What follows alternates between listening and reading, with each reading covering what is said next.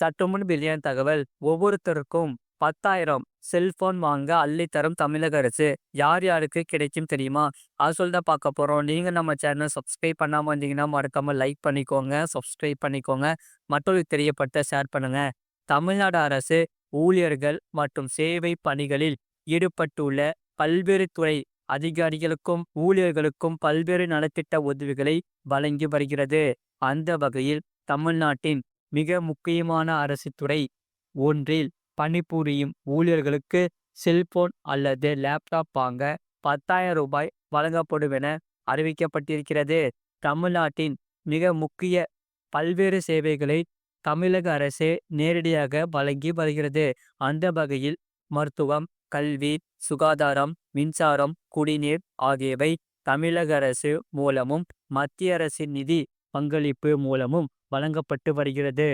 முழு video link கீழே இருக்கு. அதை கிளிக் பண்ணி பாருங்க. மறக்காம லைக் பண்ணிக்கோங்க.